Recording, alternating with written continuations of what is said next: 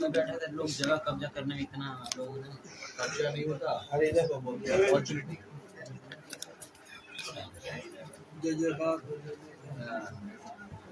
इसको बोलते हैं, इसकी लाठी उसकी भैंस, जिसको हाँ जो चलो फिर वंदना कर लेते हैं। वो करते गुरवे गौरचंद्राय राधिकायै तदालये कृष्णाय कृष्ण भक्ताय तद्भक्ताय नमो नमः। वाञ्छाकल्पतरुभ्यश्च कृपा सिन्धुभ्येव च पतितानां पावनेभ्यो वैष्णवेभ्यो नमो। श्री कृष्ण चैतन्य प्रभु नित्यानंद श्री अद्वैत गदाधर शिवासदि श्री गौर भक्त वृंद। हरे कृष्ण कृष्ण कृष्ण हरे हरे, हरे राम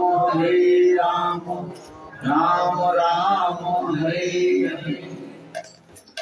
सर्वप्रथम मेरे कृपात करो नित्य लीला प्रविष्टम विष्णुपाद अष्टोत्तर शतस्य श्रीमद् भक्ति वेदांत श्रील वामन गोस्वामी महाराज एवं नित्य लीला प्रविष्टम विष्णुपाद अष्टोत्तर शतमद् भक्ति वेदांत श्री नारायण गोस्वामी महाराज जी का वह चरण कमलों में अनंत कोटि साष्टांग दंडवत ज्ञापन करता हूँ। तत्पश्चात नित्य लीला प्रविष्टम विष्णुपाद अष्टोत्तर शतमद् भक्ति वेदांत स्वामी महाराज एवं उपस्थित प्रबुद्ध चरण जीवन माधव महाराज जी, श्री नरसिंह महाराज जी, श्री संत महाराज जी, रामचंद्र प्रभु, विजय कृष्ण प्रभु, प्रद्युम्न बाबा जी महाराज एवं उपस्थित समस्त वैष्णव के चरण कमलों में मेरा यथा धन्यवाद प्रणाम सिखाया। आज अमावस्या तिथि है। लोकाचार से वो क्या पालन करते हैं? पितृपक्ष पालन करते हैं, श्राद्ध आदि करते हैं। वैष्णव मत में तो ये सब विचार नहीं है, क्योंकि शास्त्र में लिखा गया कि भगवान में शरणपन्न हो जाने से और कोई ऋण नहीं रहता है। सब अपने आप चले जाते, करना नहीं पड़ता है। तथापि कोई करे तो कोई बात नहीं, अच्छी बात है। किंतु शुद्ध वैष्णव के विचार में सरस्वत मत में भगवान के नाम ग्रहण करने पर मंत्र आदि गायत्री मंत्र आदि जप करने पर अपने आप सब कुछ हो जाता है और अलग करके कुछ करना नहीं पड़ता है। तथापि कोई यदि करे तथापि तो उसमें कोई दोष नहीं है, किंतु इसके पालन की विधि इसी प्रकार शास्त्र में लिखा गया है। श्राद्ध आदि के बारे में भगवान के भोग लगा करके जो प्रसाद जो बनाएंगे वो समस्त वस्तु भगवान के भोग लगाना चाहिए और भोग लगा के उसी प्रसाद के जो है महाप्रसाद जो है उनके उद्देश्य में विधिवत उनके अर्पण करना चाहिए और अर्पण करके फिर उनके उद्देश्य रखा जाता है। फिर वैष्णव की भोजन कराया जाता है। जैसे अद्वैत आचार्य अपने पिताजी के श्राद्ध पर वैष्णव के भोजन कराया, विशेष करके हरदास ठाकुर की तो श्राद्ध पात्र प्रथम श्राद्ध पत्र जो है अर्पण किया, जिससे स्मार्त ब्राह्मण लोग बिगड़ गए, सब उठ करके चले गए, जिसके फलस्वरूप सब ब्राह्मण के क्या हो गया, सब वो हो गया, केवल डायरिया हो गया, कुछ खाया ही नहीं, डायरिया हो गया, सब मरने वाले थे। फिर हरदास केवल अद्वैत आचार्य के पास आकर क्षमा प्रार्थना की, फिर उनके प्रसाद, क्योंकि शुद्ध वैष्णव की अपमान करने पर, अनादर करने पर उनके ये करने को जाता है। हरदास ठाकुर श्रेष्ठ है, ब्राह्मण किसको कहा जाता है, वैष्णव किसको कहा जाता है, लोगों को पता नहीं है। ब्राह्मण ब्राह्मण नहीं यदि असत पति चले, चंडाल चंडाल नहीं यदि कृष्ण भजे। ये चंडाल यदि कृष्ण भजन करे है, वो ब्राह्मण से भी श्रेष्ठ है। तो ये समस्त शास्त्र विचार दिखाया गया, इसलिए ये दिखाया गया। ठीक है, लोग जो पितृ श्राद्ध आदि करते हैं, सत्क्रिया शादी का ग्रंथ में, शास्त्र ग्रंथ में इस वर्णन है किस प्रकार अर्पण करना है। किंतु मूल तात्पर्य क्या है? वैष्णव सेवन, शुद्ध वैष्णव के सेवन करने से भगवान भी प्रसन्न हो जाते हैं, भक्त भी प्रसन्न। इसलिए अद्वैत आचार्य स्वयं हरिदास ठाकुर दयानगर के कहने लगे, ये प्रभु मैं तो नीच कुल में जन्म हूँ, मैं मुसलमान हूँ, आप मुझे क्यों दिया? उनके दयानगर। किंतु अद्वैत आचार्य ने क्या कहा? तुम्ही खाइले कोटि ब्राह्मण।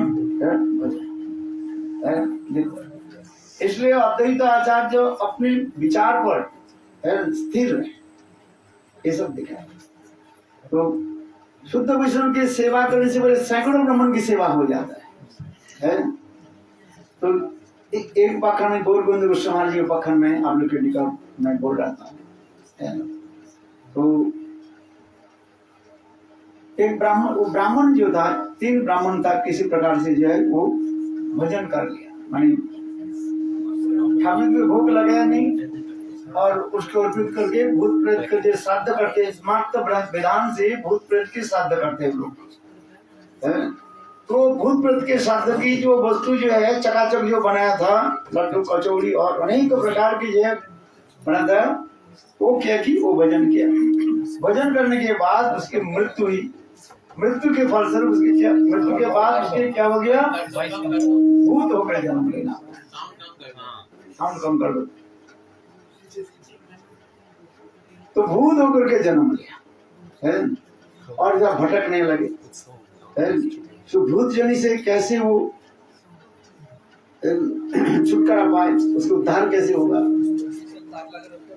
किसी प्रकार से उसके पता चला यदि शुद्ध वैष्णव के सेवा करे तो उसके भूत जनी से उसके मुक्त है। तो उन्होंने कि देखो 3 बार एक शुद्ध वैष्णव जा रहे थे, दोपहर के समय था, जेठ के महीने था, बहुत कड़ी धूप थी,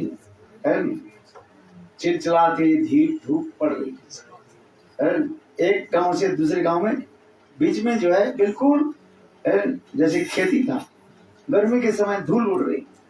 देखो एक भूत, 3 भूत में एक भूत क्या की, एक पेड़ बन गया, जैसे बरगद का पेड़ होता है ना, उस बरगद के पेड़।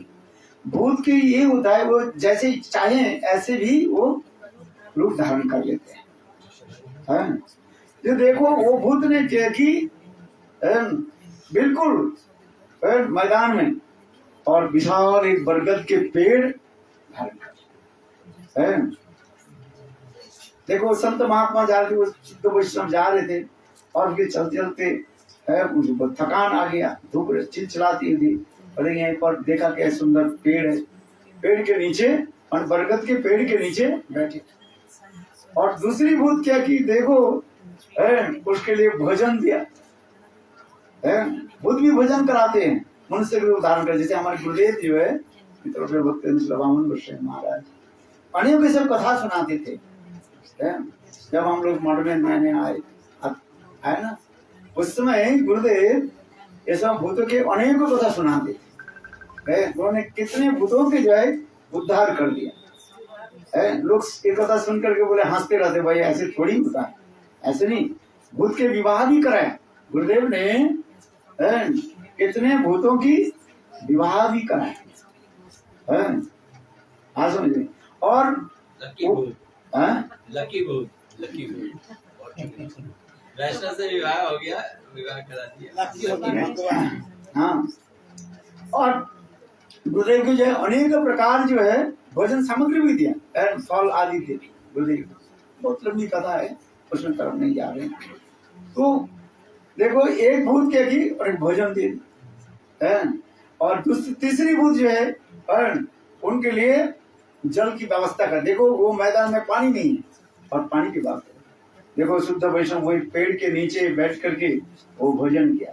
भोजन करने के बाद और भूत भी दक्षिणा भी दे दिया।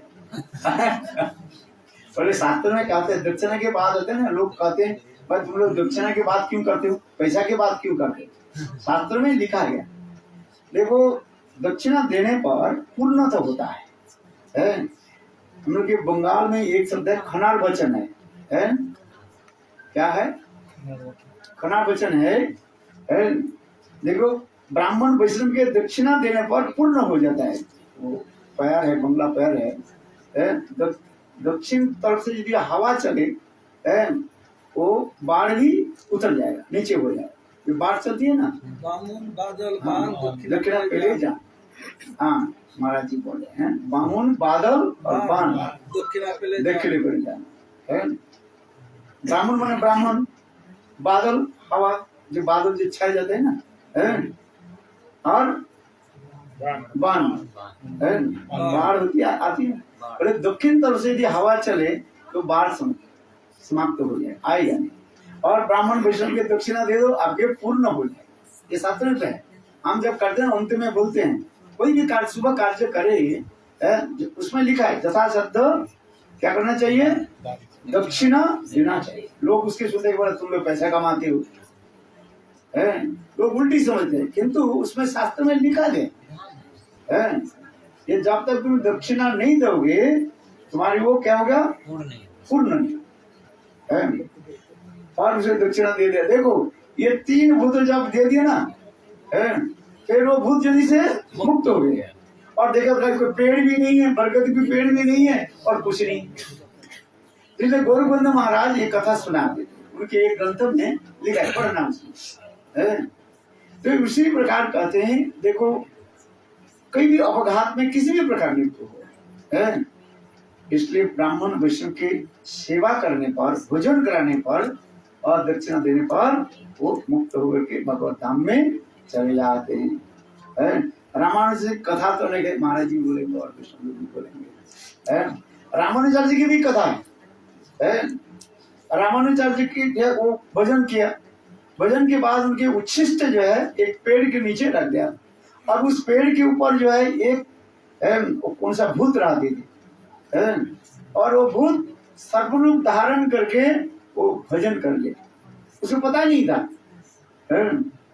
और भजन करने के साथ ही साथ वो भी मुक्त हो गए। इस हमारे चैतन्य चरितामृत में कहते हैं, भक्त पद धूलियार भक्त पद जल, भक्त भुक्त से 3 साधनेर बल, এই 3 হইতে প্রেমা হয় সর্বশাস্ত্রে পুকারিয়া কর, বিশ্বাস করিয়া ভাই করো এই 3 सेवा।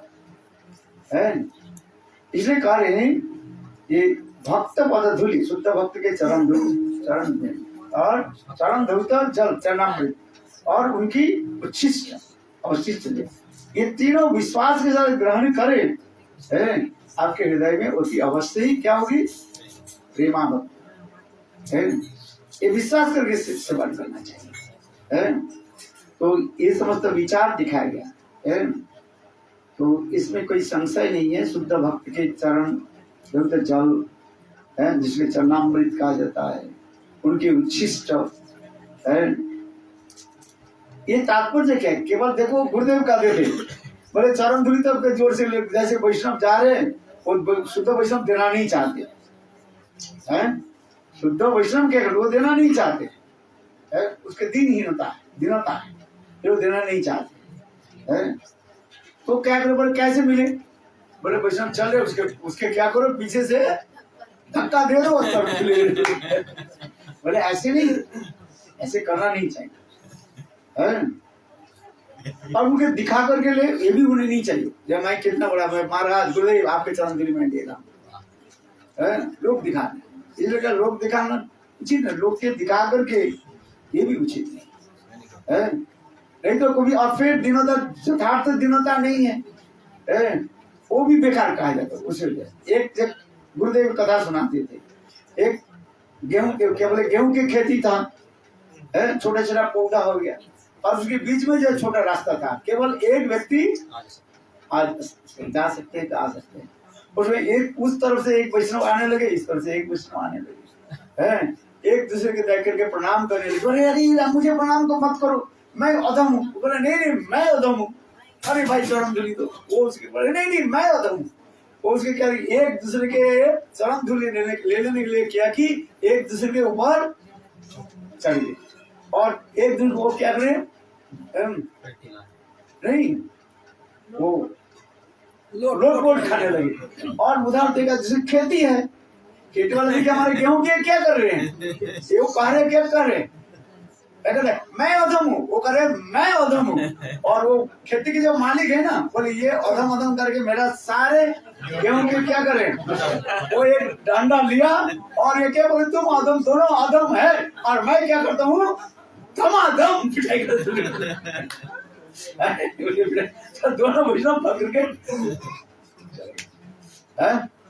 तो इसलिए इसी प्रकार वैष्णव के जो है उसी प्रकार सम्मान होनी चाहिए है। नहीं तो लोग देखा नहीं कहते, हमारे महापुरुष कहते हैं लोग देखा नो गोरा भजा क्या भूल गए तिलक मात्र धरी गोपन अत्याचार गोरा धरे चुरी है।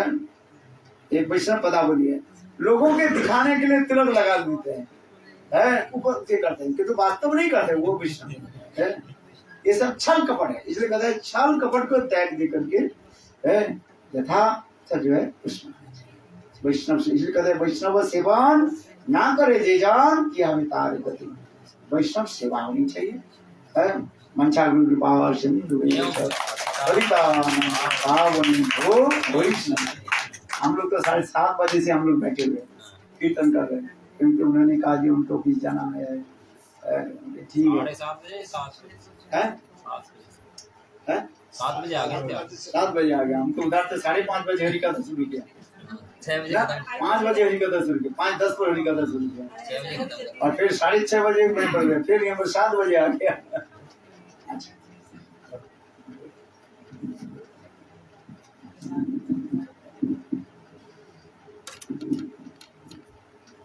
हरे